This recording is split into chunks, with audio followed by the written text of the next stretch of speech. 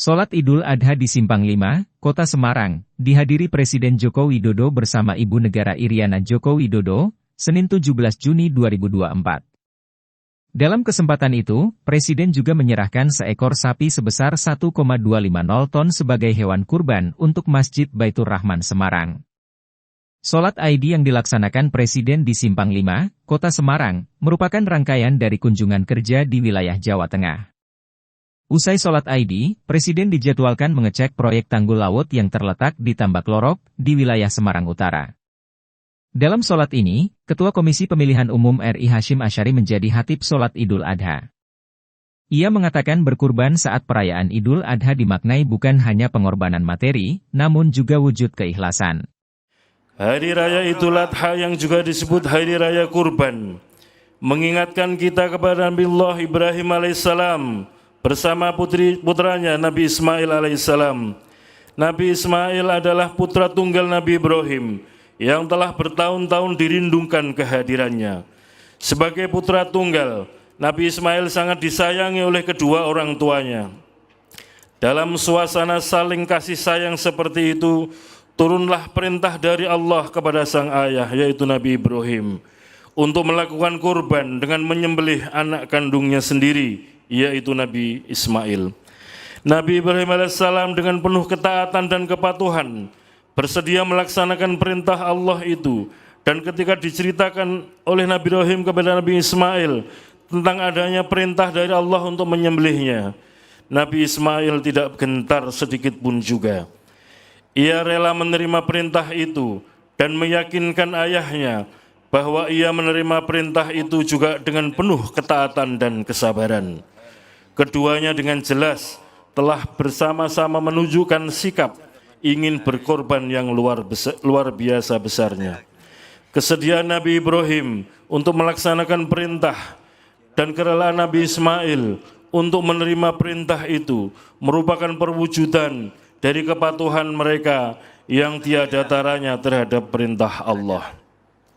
Kita dapat membayangkan bagaimana kalau kita sendiri yang hanya mempunyai putra satu-satunya dan anak satu-satunya, rela menyembelihnya demi untuk menjalankan perintah Allah.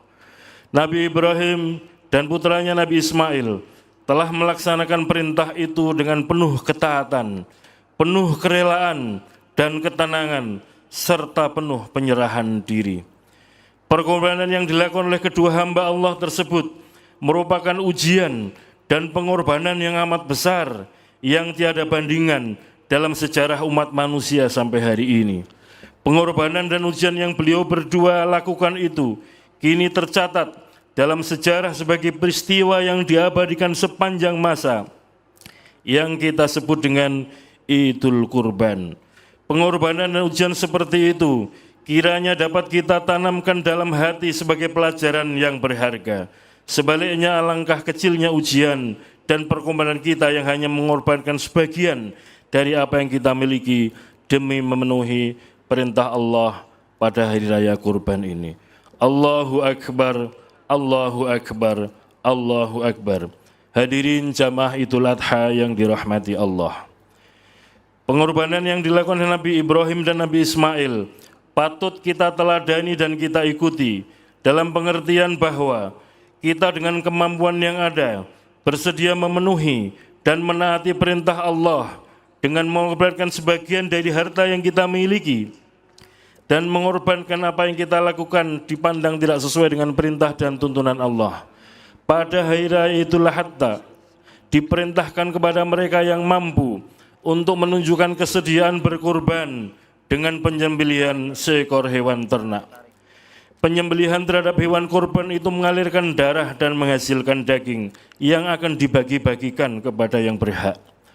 Patut kiranya dicatat bahwa yang dinilai oleh Allah dalam penyembelihan itu bukan darah yang terpancar dan bukan pula daging yang bergelimangan, melainkan kesucian jiwa dan keikhlasan hati serta kesediaan melakukan kurban.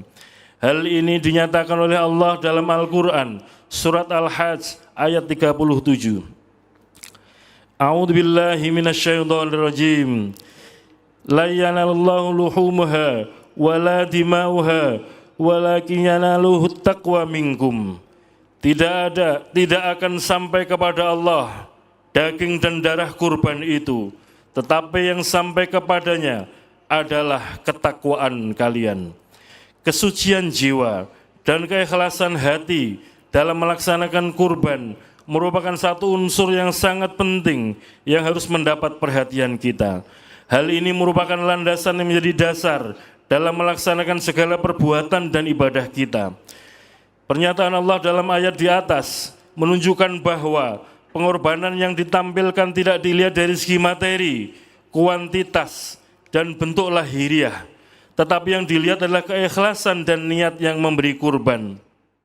Dalam Idul Adha tahun ini, Presiden memberikan total 68 ekor sapi kurban untuk 38 provinsi di Indonesia. Ia memberikan bantuan sapi kurban untuk Ibu Kota Nusantara, sapi kurban untuk Masjid Istiqlal Jakarta, dan sapi kurban untuk Masjid Baitur Rahman Semarang. Selain itu, 26 ekor sapi kurban yang diserahkan untuk tokoh agama, tokoh masyarakat, tokoh adat, dan pesantren di IKN. Diah Dewi melaporkan.